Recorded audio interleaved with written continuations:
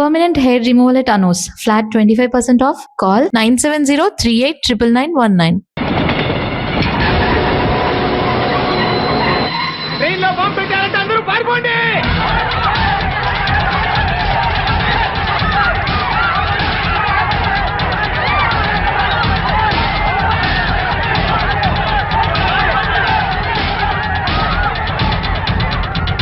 బాబు ఏమైంది? ట్రైన్లో bomb పెట్టారంటండి. బాంబా?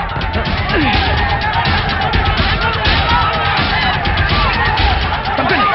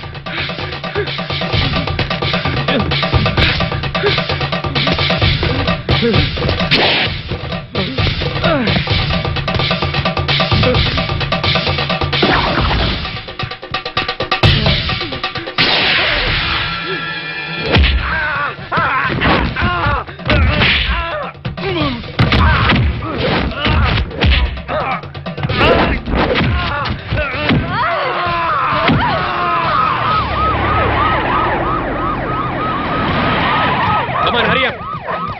Come on, quick.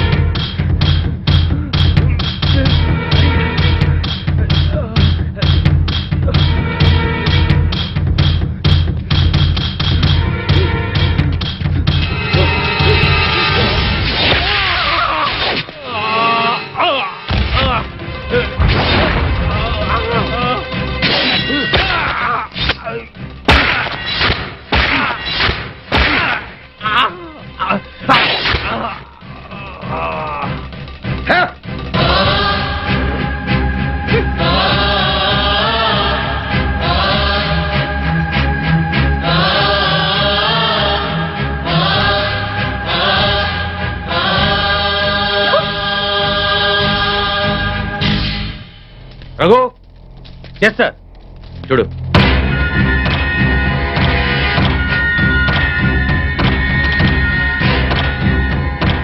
Sir Anand చచ్చిపోయాడు సార్. ఏమిటి సార్ అలా చూస్తున్నారు? మర్డర్ అయిపోయాడు సార్, మర్డరు. Arrest them. ఈ హత్య చేసింది మీరేనా? మాకంత అయోమయంగా ఉంది సార్. ఇక్కడ ఎవరేం మాట్లాడుతున్నారో మాకు అర్థం కావట్లేదు. మా అంతటా మేము పోలీస్ స్టేషన్కి వెళ్ళి చూసింది చూసినట్టు సాక్ష్యం చెప్పడానికి కోర్టుకు వస్తే సాక్ష్యమా? దేని గురించి సార్? ఆనంద్ హత్య గురించి సార్. నా చెల్లెళ్ళు సీతా గీత. ఆ సీతాగీత ఉన్నారో పారిపోయారో లేచిపోయారో వాళ్ళని పట్టుకుని. ఆగండి సార్. ఆనంద్ని మా చెల్లెళ్ళు చంపటం మా కళ్ళారా మేమిద్దరం చూసాం సార్. ఆ సాక్ష్యం చెబుదామని మేమిద్దరం ఇక్కడికి వస్తే ఇదేమిటి సార్, అతి క్రూరంగా అతి దారుణంగా మేమే చంపామంటున్నారు. మీరే న్యాయం చెప్పండి సారు. అబద్ధం సార్. సీతాగీతలు చంపడం ఏమిటి? వాళ్ళు చంపే ఛాన్సే లేదు. ఎందుకు లేదు అంటే మా చెల్లెళ్ళు సీతా గీత బ్రతికి లేరా? బతుకున్నారో బదాన పడ్డారో నాకేం తెలుసు? తెలియకపోతే నోరు మూసుకోండి. Objection sir. ఒక సిన్సియర్ లాయర్ని పెట్టుకుని కోర్టులో నోరు మూసుకోమంటా నేరం. మిస్టర్, అయ్యా మీరు గౌరవంగా మాట్లాడండి. హాయ్, మేం పల్లెటూరులో అండి.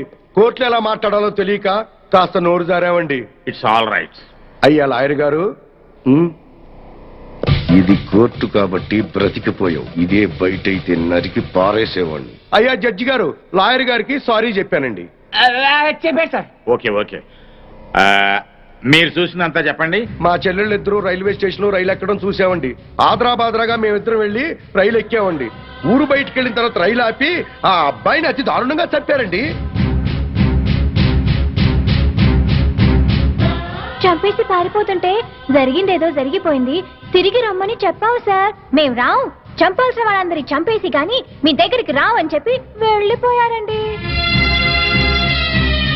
ఎక్కడికి వెళ్తున్నారమ్మా అని మా ఆవిడ అడిగితే మా అన్న దగ్గరికి అని చెప్పారండి. అన్నా అన్న ఈ మాట విన్నారు కదా, note this point sir. Lawyer గారు, అన్నంటే ఈ అన్న కాదండి, మరి ఏ అన్న సార్? అడవిలో అన్న. ఆ అన్న దగ్గరే ఉంటాం, అక్కడికైతే ఎవరూ రారు, ఆ అన్నే మాకు అండ, ఆ అన్నే మాకు కొండ అని అన్నారండి. ఎవరు బాబు ఆ కొండ? అదేనండి, మీలా పొడుగ్గా నల్లగా పరమ నీచంగా ఉంటాడండి. నల్లగా పొడుగ్గా నీచంగానా? ఎవరా పెద్ద మనిషి? వాడు పెద్ద మనిషి కాదండి, పెద్ద ఎదవ, వీరప్పను, మీసాల వీరప్పను.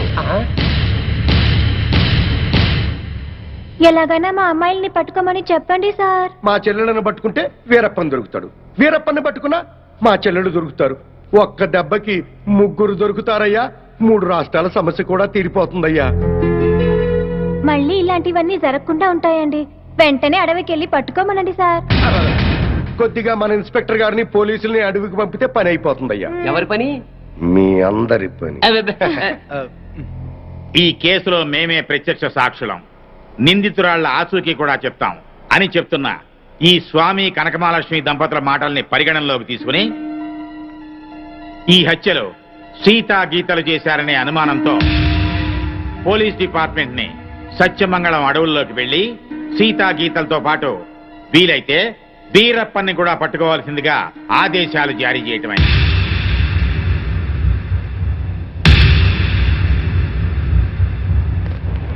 ఇన్స్పెక్టర్ గారు, ఏంటయ్యా? కాస్త మంచి రోజు చూసుకుని చెప్తారా అండి? దేనికి? అదే అన్నయ్య గారు, వీరప్పనున్నాడే అతను ఉండే అడవిలోకి బయలుదేరడానికి వస్తామండి. వెళ్ళొస్తామండి. ఇన్స్పెక్టర్ గారు, డౌట్ లేదు, వీళ్ళిద్దరూ మనకి టెండర్ పెట్టారు. ఈ రప్పన గాడికి మనం దొరికిపోయినట్టే. షడప్. బస్సు దిగొచ్చారు కదా అనుకున్నాను, నల్లకోటనే దడదడలాడిస్తున్నారు. ఇంకా లేట్ చేస్తే కూడా మందులో చిప్స్ లాగా తినేస్తాడు. రాంగ్ టైములో కుళ్ళు జోకులేయి మాకు. ఏ టైములో ఏం చెయ్యాలో మాకు తెలుసు.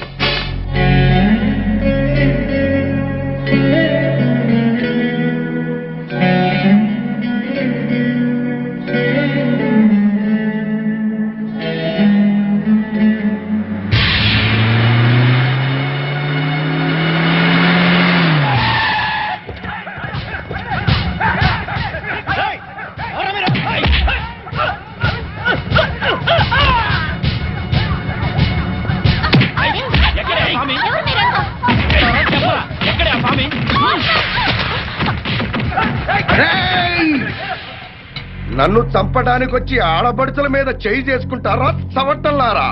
మీలో మీలో మీలో కలేజా ఎవరికున్నా సరే నన్నట్టుకోండిరా.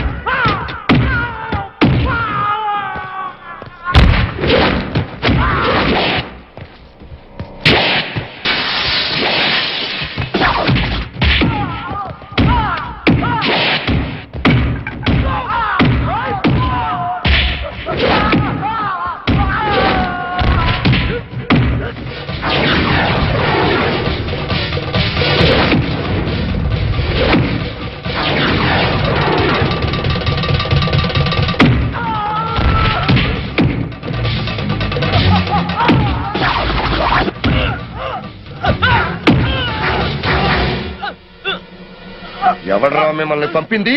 పాపినీడు. పాపనీడు. Yes Bapineedu speaking. ఇక నువ్వు స్పీకటానికి ఉండవురా. రెచ్చిపోకు. ఈ రోజు రాత్రి 10 గంటలకు నీ క్లబ్బులోనే నిన్ను హతమారుస్తాను. ఎవడ్రా మాట్లాడేది? స్వామిని.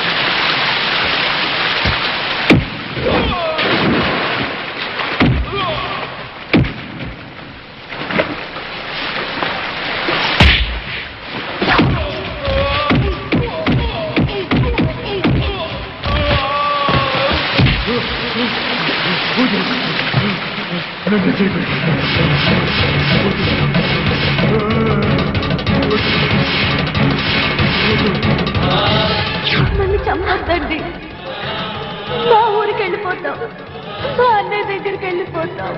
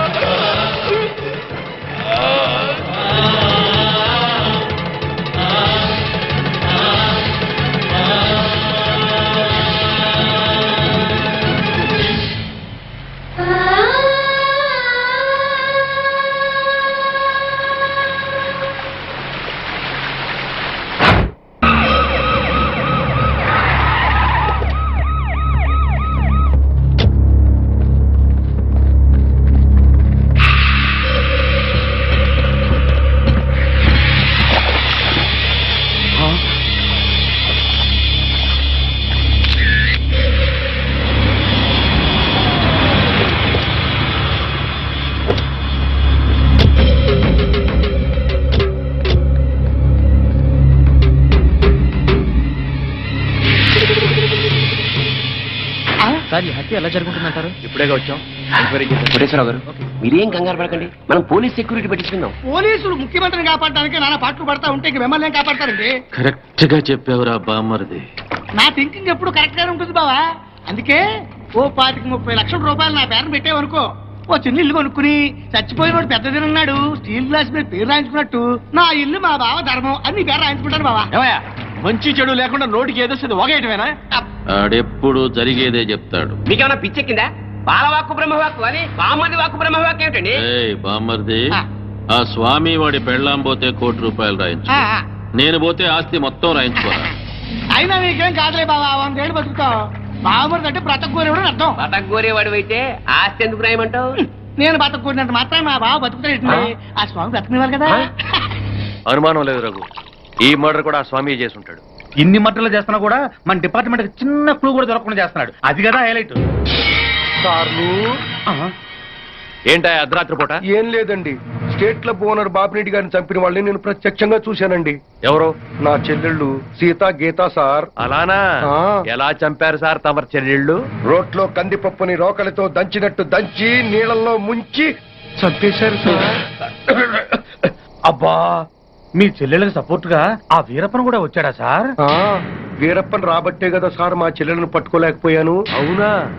తుపాకీతో భయపెట్టాడా సార్? లేదండి, ఏనుగు దంతంతో పొడుస్తానికి వచ్చాడు సార్. ఏంట్రా నువ్వు పోలీసులతో ఆడుకుంటావురా? జడ్జి గారు, జడ్జి గారు, ఈ సమాజంలో న్యాయం జరగదా? న్యాయం చేతులు ఎంత పొడవైనా సాగుతాయంటారు. మరి అదే నిజమైతే ఈ రోజు స్టేట్ క్లబ్ ఓనర్ హత్య జరిగేది కాదు కదా అంటున్నాడయ్యా స్వామి. సార్ ఏమి సార్ అయ్యా, మీరు ఆ రోజే అడవికెళ్ళి అతని చెల్లెళ్ళని పట్టుకుని ఉంటే ఈ రోజు ఈ మర్డర్ జరిగేదా? జరిగేది కాదు సార్. అంటే స్వామి చెప్పినట్టు మీరు డ్యూటీ చేయకుండా తప్పతాగి పడుకుంటున్నారు అన్నది నిజం అన్నమాట. Sorry sir. I don't want your explanations. మీరు ఈ రోజే సత్యమంగళం అడవులకు బయలుదేరి వెంటనే సీతా గీతల్ని పట్టుకోండి, వీలైతే వీరప్పని కూడా. ఓకే సార్, ఈ రోజే బయలుదేరుతాం సార్. ఓకే. నీ ప్లాన్ నాకు తెలుసు స్వామి. నువ్వు జడ్జి గారికి ఫోన్ చేసి మమ్మల్ని అడవికి పంపించి నువ్వు కోటేశ్వరకు చెక్ పెట్టాలనే కదా? సార్ జగ్బాస్ గారు వచ్చేస్తున్నాడు. Welcome sir. సడన్ గా ఈ ఎఫెక్ట్ ఏంటి? మా బాస్ మీ అకౌంట్ ఓపెన్ చేయడానికి ఒప్పుకున్నారు. ఒప్పుకోక చేస్తాడా?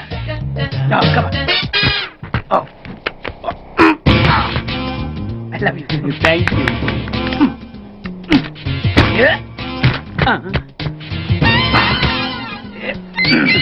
అయ్యి బాబోయ్, 2 కోట్లు. ఈ కోట్లు బాడీ మీద వేసుకోవడానికి పనికొస్తాయేమో కానీ ఆ దీలో వేయడానికి పనికి.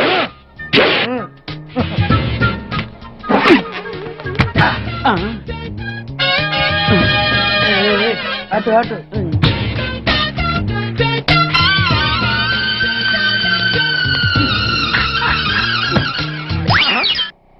$10 పైసలా? ఈ 10 పైసలు ఆర్డీ చేయాలి. 10 పైసలు ఆర్డీలు వేయటం ఏంటయా? ఏ 10 పైసలు డబ్బులు కాదా? ఈ 10 పైసలతో 4 వేరుశనగ పప్పులు వస్తాయి. ఈ 10 పైసలతో 2 5 పైసల బిల్లులు వస్తాయి. ఈ డైలాగ్ ఎక్కడో విన్నట్టుంది. విన్నట్టు కాదు, నువ్వే అన్నావు. బాగా గుర్తు తెచ్చుకో. బంజారా హిల్స్, రోడ్ నెంబర్ 6, చెట్టు నెంబర్ 16. అయ్యా అయ్యా ధర్మం చేయండి అయ్యా. బాబయ్యా ధర్మం చేయి బాబు. ఆగు. వెతికయ్యా, నిమ్మలంగా వెతికయ్యా. కింది జేబులో చూడయ్యా, నోట్లు చూడయ్యా. అయ్యా అయ్యా, దీంట్లో చూడయ్యా, 50 రూపాయలు. అయ్యా తీసుకో. 10 పైసలా? ఏం 10 పైసలు పైసలు కదా? 10 పైసలు పెడితే 4 వేరుశనగ పప్పులు వస్తాయి. 10 పైసలు పెడితే 2 5 పైసలు బిళ్ళలు వస్తాయి.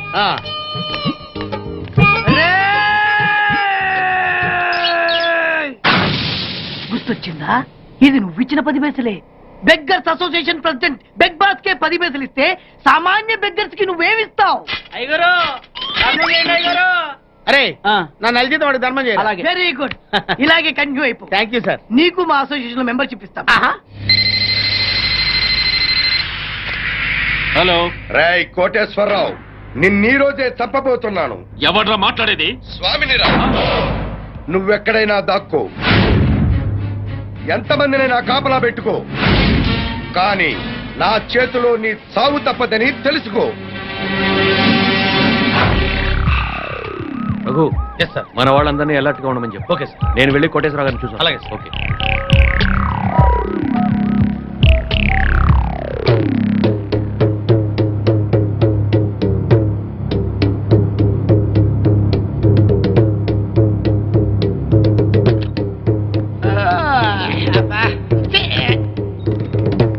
ఏంటి బాబా అర్ధరాత్రి గడి మధ్యలో తరువు?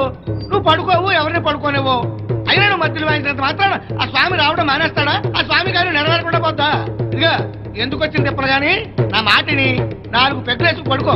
హాయిగా మత్తులోనే బామ్మరిది ఆడు నన్ను చంపడం కాదురా, ఇప్పుడు నేనే నిన్ను చంపుతాను.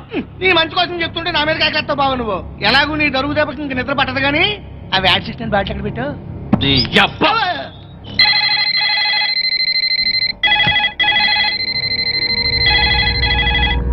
కోటేశ్వరరావు లిఫ్ట్ చేయండి.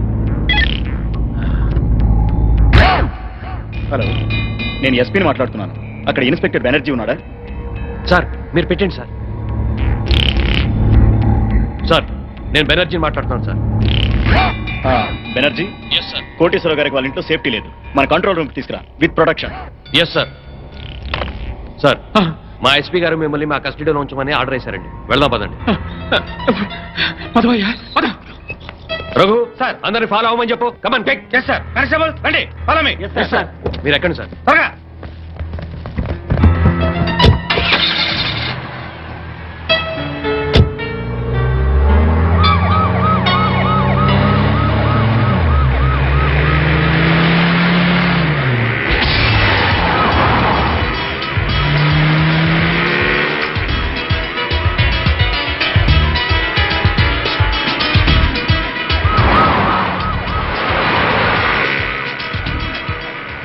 పాండు సార్ వచ్చేస్తున్నా సార్, మీ దగ్గరలోనే ఉన్నా.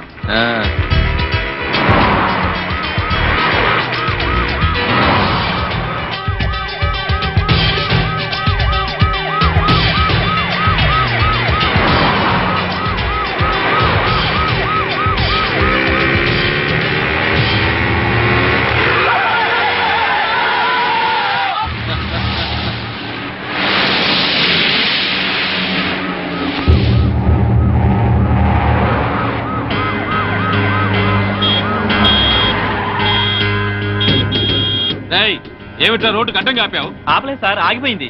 సర్లే తొందరగా అది. అలాగే సార్. 420. Yes sir. వెనకాల 9999 వస్తుందని చూడు. వస్తుంది సార్, మనల్ని ఫాలో అవుతుంది. అప్పుడప్పుడు చూస్తూ ఉండు.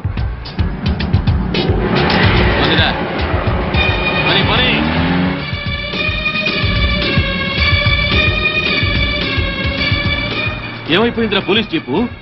కనపడదే? అదే అర్థం కావట్లేదు సార్. పోలీసులు ఎవరు కనపడలేదురా, ఏమైపోయారు?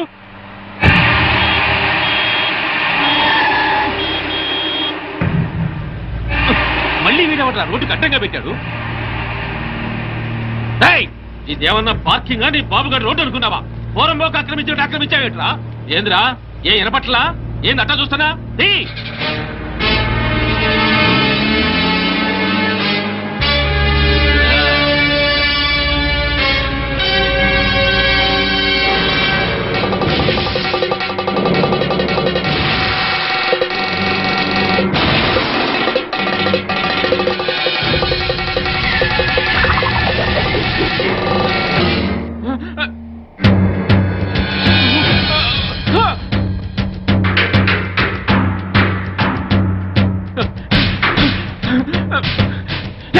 పాండు ఎక్కడ తెచ్చారా? నా వెనకాల ఫాలో అవ్వమని చెప్పాను కదా. మీకోసమే వెతుకున్నా సార్. ఎక్కడున్నారు సార్? నేను ఈ అల్యూమినియం ఫ్యాక్టరీ దగ్గర ఉన్నాను. తొందరగా వచ్చావని.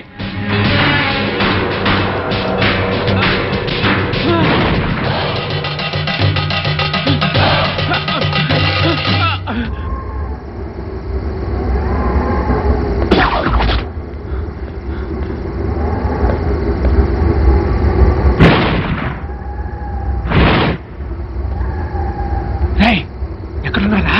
మీరెక్కడున్నారు సార్? ఫ్యాక్టరీ లోపల ఉన్నా.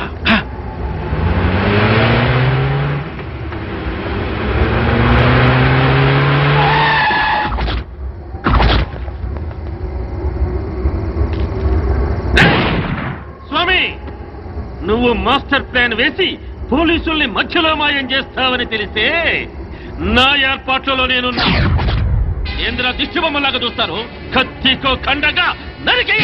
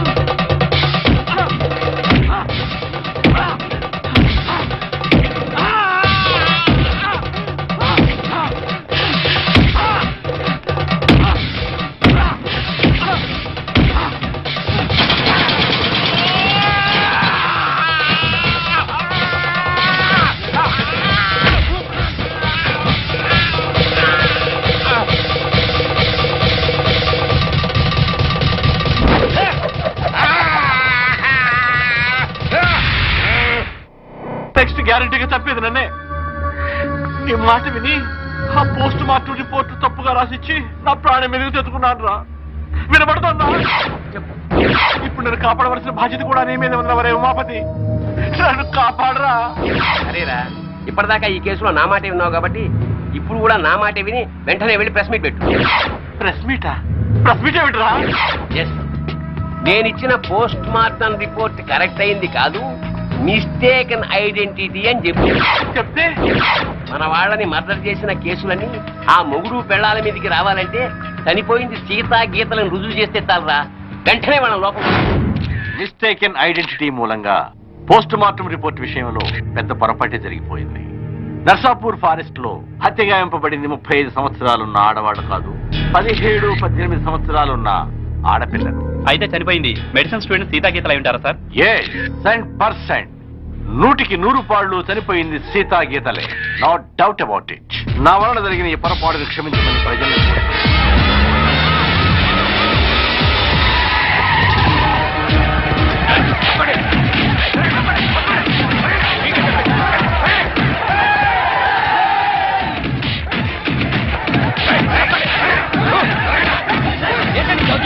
ఎక్కడా స్వామి? తెలీదు. చెప్పు.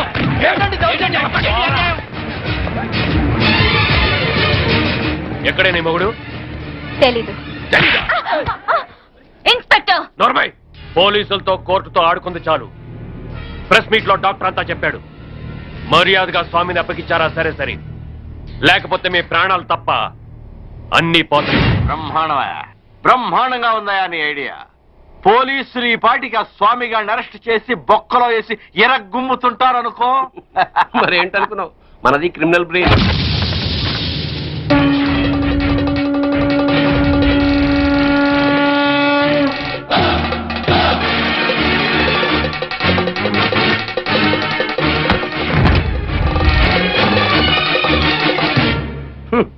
నీ క్రిమినల్ బ్రెయిన్ తోనే ఈ సుబ్బారెడ్డి ప్రెస్ మీట్ పెట్టాడు. వీడికి నీకు సంబంధం లేదు సార్. వాడు డాక్టర్, నేను లాయరు, వీడు జస్ట్ నా క్లయింట్. పైగా వాడి క్యాష్ వేరు, నా క్యాష్ వేరు. ఈ కేసులో నిన్ను లాయర్ గా పెట్టుకుంటాను. అప్పుడు నేను నీ క్లయింట్నేగా. ఖచ్చితంగా నా క్లయింట్ అయిపోతారు సార్. అప్పుడు నన్ను కోర్టులో నిర్దోషిగా నిరూపించాల్సిన బాధ్యత నీదేగా. కాదని ఎవరు చెప్పారు సార్? అసలు మిమ్మల్ని హంతకులన్న వేధవులు ఎవరండి? మీకు ఆ హత్యలకి ఎటువంటి సంబంధం లేదు లేదు లేదు. ఇదే మాట రేపు కోర్టులో చెప్పడం ఏమిటి సార్? మిమ్మల్ని నిర్దోషిగా నిరూపిస్తాను. మాట నిలబెట్టుకో. దిగారు మెట్ల కింద. వాడిని నువ్వు బయటికి తీసుకురావడం ఏమిటిరా? వాడా? నా క్లయింట్ బట్టుకుని వాడు వీడు అంటావురా? అసలు సామంటే ఎవరనుకున్నారా? ఎవరనుకున్నావు? సామంటే సాక్షాత్ శంకరాచార్య, ఈయనే మహాత్మా గాంధీ, ఈయనే గౌతమ బుద్ధుడు, ఈయనే స్వామి వివేకానంద. ఆయన శ్రీమతి ఎవరనుకుంటున్నావు? ఎవర్రా?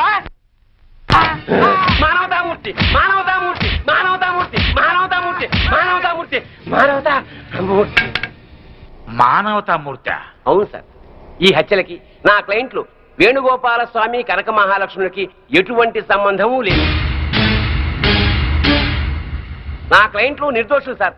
పోలీసులు వీళ్ల మీద తప్పుడు కేసులు బనాయించి అనవసరంగా కోర్టుకి ఇచ్చారు. బియ్యంలో రాళ్లు కలిపితేనే నేరం అనుకునే ఈ దంపతులు అసలు మనుషుల ప్రాణాలని ఎలా తీయగలరు సార్? ఇంతకు ముందు కేసుల్లో ఈ దంపతులకు నువ్వు వ్యతిరేకంగా వాదించావు కదయ్యా. పైగా ఆనంద్, కోటేశ్వరరావు, బాపినేని గారు నిర్దోషులన్నావు. అప్పుడు ఆ కేసులో వాళ్ళది న్యాయం అనిపించింది సార్. ఇప్పుడు ఈ కేసులో వీళ్ళది న్యాయం అనిపిస్తోంది. న్యాయం ఎటుంటే నేను అటే ఉంటాను కదా సార్. తప్పులేదు. Proceed. Thank you sir. Driver Yadagiri, Anand, Koteswararao, Bapineedu హత్యలకి నా క్లయింట్స్ కి ఎటువంటి సంబంధం లేదు సార్. కావాలనే ఈ పోలీసులు నా క్లయింట్ల మీద లేనిపోని ఆరోపణలతో కోర్టుని తప్పుదారి పట్టిస్తున్నారు సార్. సంబంధం లేదని అంత గట్టిగా ఎలా చెప్తున్నారు? సాక్ష్యం ఉండాలి కదా. సాక్ష్యం లేకుండా ఎలాగ సార్? అసలు కోర్టు వారికి కావాల్సిందే అది కదా. నమస్కారం సార్. ఇంతకు ముందు సీతాగీతల హత్య కేసులో పోస్ట్ మార్టం రిపోర్ట్ ఇచ్చిన డాక్టర్ నేనే సార్. ఆయన ఆ డెడ్ బాడీ సీతాగీతలవి కావని, 35 ఏళ్ల వయసున్న వేరే ఆడవాళ్ళమని ఇదే కోర్టులో రిపోర్ట్ సబ్మిట్ చేశాను సార్. ఎస్. ఆ డెడ్ బాడీ సీతాగీతలవి కావని చెప్పడానికే వచ్చాను సార్. ఏమిటయ్యా, నీ వల్లే కదా ఈ కేసు మళ్ళీ మొదటికి వచ్చింది. చనిపోయింది 35 ఏళ్ల వయసున్న వాళ్ళు కాదు 18 ఏళ్ల వయసున్న వాళ్ళు అని నిన్న ప్రెస్కి నువ్వే కదా చెప్పావు. చెప్పాను సార్, అలా చెప్పాల్సి వచ్చింది సార్. ఈ పోలీసులు నన్ను కొట్టి చిత్రహింసలు పెట్టి ఆ రకంగా చెప్పించారు సార్. కావాలంటే చూడండి సార్, చూడండి సార్, చూడండి సార్ ఎలా కొట్టారో చూడండి సార్. సార్ ఆయన చెప్పేదంతా అబద్ధం సార్, మాకేం తెలీదు. కొట్టామని ఎప్పుడైనా ఒప్పుకున్నారా మీరు?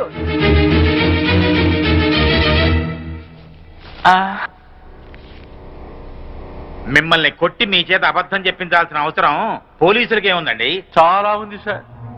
మీరేమో నేరస్తులైన సీతాగీతల్ని పట్టుకోమని పోలీసుల మీద ఒత్తిడి చేస్తున్నారు. వాళ్లేమో అడవిలో వీరప్పని దగ్గర ఉన్నారు. ఈ పోలీసులకు అడవిలో ఉన్న వీరప్పని దగ్గరికి వెళ్ళడానికి ధైర్యం చాలక, ఇటు మీకు ఏం చెప్పలేక మధ్యలో నన్ను నానా చిత్రహింసలు పెట్టి ఆ చనిపోయిన వాళ్లే సీతాగీతలని నా చేత తప్పుడు రిపోర్ట్ చెప్పించారు సార్. ఐఎమ్ సారీ సార్, క్షమించండి సార్.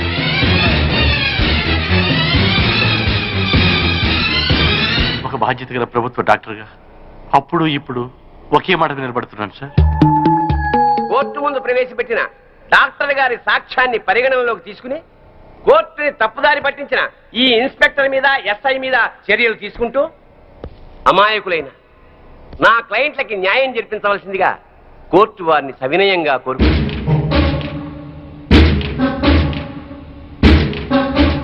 ప్రభుత్వ డాక్టర్ వాంగ్మూలాన్ని, పోస్ట్ మార్టం రిపోర్ట్ ని ఈ కేసులో సాక్ష్యాలుగా పరిగణించి చనిపోయిన వాళ్ళు సీతా గీతలు కాదు అని కోర్టు నిర్ధారించడం అయింది. డ్యూటీని సక్రమంగా చేయని పోలీసుల్ని గట్టిగా మందలిస్తూ అడవిలో ఉన్న సీతా గీతల్ని వెంటనే పట్టుకోవాల్సిందిగా పోలీస్ డిపార్ట్మెంట్ ని ఆదేశించడం అయింది. ఈ కేసులో స్వామి కనకమహాలక్ష్మి నిర్దోషులు అని తీర్పు చెప్పడం అయింది.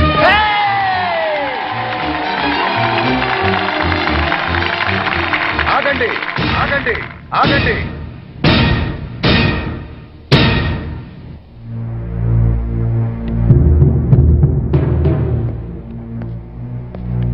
సార్, ఎస్ ఈ కేసులో నేను నా భార్య నిర్దోషులమేగా? ఎస్, జడ్జిమెంట్ ఇచ్చా కదా. ఇప్పటి వరకు జరిగిన హత్యలకు మాకు ఎటువంటి సంబంధము లేదు కదా సార్? అదే కదా నేను తేల్చింది.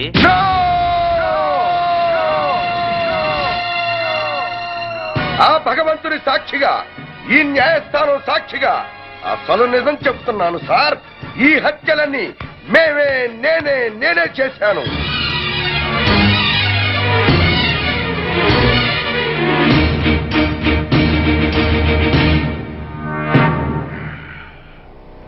క్షమించండి సార్, నేను నా భార్య కలిసి అందరినీ చంపాం. మేము హంతకులం సార్. అయినా సరే లాయర్ గారి చాతుర్యంతో, డాక్టర్ గారి సహకారంతో మేము నిర్దోషులుగా బయటికి వెడుతున్నాం సార్. సామాన్యులమైన మాలాంటి వాళ్లే కోర్టుని మోసం చేసి వెళ్లిపోతుంటే ఇక డబ్బున్న వాళ్ళు, గూండాలు, రాజకీయ నాయకులు కోర్టుల కొత్త వారిళ్లకు వచ్చినట్టు వచ్చి నిర్దోషులుగా వెళ్లిపోతున్నారు సార్. ఇది న్యాయమేనా సార్? బజార్లో సిగరెట్లు కొనుక్కున్నట్టు, కిళ్ళీలు కొనుక్కున్నట్టు సాక్షుల్ని కొనుక్కుని మీ ముందు పెడుతుంటే వాటిని బట్టి తీర్పు చెప్పటం ఎంతటి అన్యాయం సార్. ఈ న్యాయస్థానంలో తప్పు చేసిన వాడికి శిక్ష పడుతుందనే భయమే ఉంటే ఆ దుర్మార్గులు నా చెల్లెల్ని ఇంత కిరాతకంగా చంపేవాడు కాదు సార్. నేను చేస్తున్న ఈ న్యాయ పోరాటం నా చెల్లెళ్ళ గురించి కాదు సార్. ఈ భారతదేశంలో ఎందరో అక్క చెల్లెళ్ళు అన్యాయాలకు, అక్రమాలకు బలైపోతున్నారు సార్. అలా జరగకుండా ఉండాలంటే ఈ న్యాయ వ్యవస్థను ప్రక్షాళన చెయ్యాలి సార్, ప్రక్షాళన చెయ్యాలి.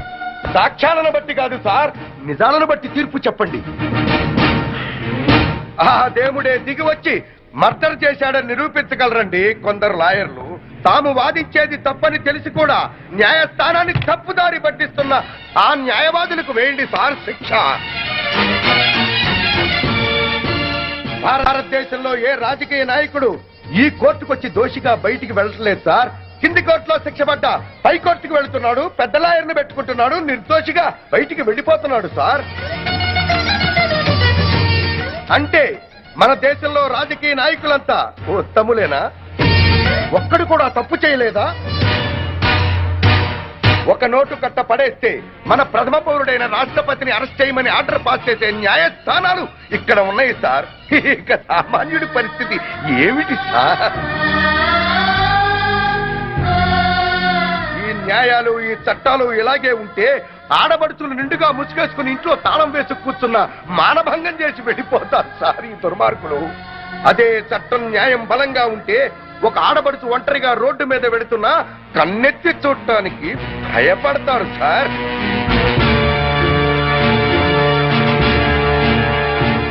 మీ ఐపీసీలో అచ్చు తప్పులు కాదు సార్, కొన్ని అచ్చంగా మాత్రమే ఉన్నాయి. చిన్న పిల్లలు చదివే పాఠ్య పుస్తకాల్లో అచ్చు తప్పులు ఉంటే అదేదో పెద్ద తప్పుగా భావించి వెంటనే వాటిని సరిచేస్తున్నారే. మరి మీ న్యాయశాస్త్రంలో తప్పుల్ని ఎందుకు సరిచెయ్యరు సార్? మేధావులు లేక న్యాయం జరుగుతుందోనన్న భయమా? నేను చేసింది నేరం, కానీ మీ న్యాయశాస్త్ర ప్రకారం నేను నిర్దోషిని. మార్చండి సార్. ఆ మార్పు నాతోనే మొదలు పెట్టండి. ఏ శిక్షకైనా సిద్ధంగా ఉన్నాను. సాక్ష్యంతో కాక నిజాన్ని బట్టి తీర్పు చెప్పండి సార్. న్యాయస్థానంలో న్యాయం జరుగుతుందని ప్రజలకి నమ్మకం కలిగించండి సార్. నమ్మకం కలిగించండి సార్. నమ్మకం కలిగించండి. న్యాయస్థానాలకైనా ప్రభుత్వాలకైనా మేం చేస్తున్న విజ్ఞప్తి ఒక్కటే. నేరం జరిగినప్పుడు మాత్రమే పోలీసులు నిద్ర మేల్కొని, ప్రభుత్వాలు హడావిడి చేసి, న్యాయశాస్త్రం తిరగేసి నేరస్తులకు ఎలాంటి శిక్ష వెయ్యాలి అని ఆలోచించే బదులు నేరం చేయాలన్న ఆలోచన వస్తే శిక్ష గుర్తుకు రావాలి. దానికి తగినట్లుగా న్యాయశాస్త్రాన్ని సవరిస్తే ఆనంద్ లాంటి నీచులు పుట్టుకురారని మా నమ్మకం.